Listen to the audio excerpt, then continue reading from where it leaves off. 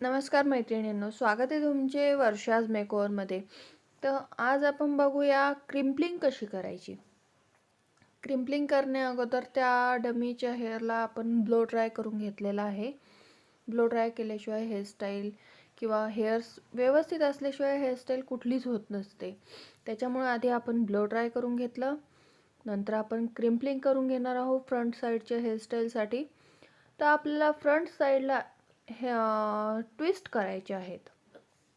तर आपण क्रिम्पलर घेतलं आहे जे डमीसाठी लागत असते 180 डिग्री आणि ओरिजिनल हेअर्सला लागतं 200 ते 220 डिग्री.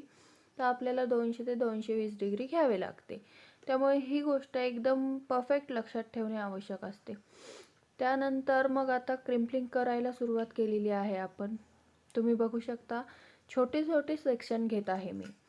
छोटे छोटे सेक्शन घेऊन पूर्ण प्रॉपर क्रिम्पलिंग होत असते. त्याच्यामुळे आपल्याला तशा प्रमाणात करून घ्यायची.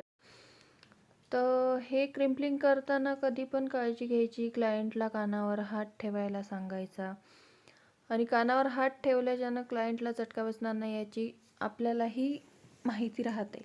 त्यामुळे आपण क्रिम्पलिंग ही मनाने व्यवस्थित फास्टमध्ये घेऊ शकतो. आणि क्रिम्पलिंग केल्याशिवाय कोणतीच हेअरस्टाईल होत नाही हे सर्वांना माहितीच आहे. त्यामुळे आता आपल्याला दोन्ही बाजूची क्रिम्पलिंग ही केलेली आहे आपण. तर आता आपण ती पूर्णपणे मी तुम्हाला दाखवून देते आणि त्यावर ट्विस्ट आणि हेअरस्टाईल कशी बनवली आहे हे सुद्धा मी तुम्हाला दाखवेल. पण असे व्हिडिओ बघण्यासाठी तुम्हाला ह्या चॅनलला सबस्क्राईब तर नक्कीच करावे लागेल. रोज काही ना काहीतरी नवीन बघायचं असेल तर चॅनलला सबस्क्राईब करायला विसरू नका. वर्षाज मेकओव्हर. आता तुम्ही बघून घेऊ शकता ट्विस्ट कशी केले आहेत मी.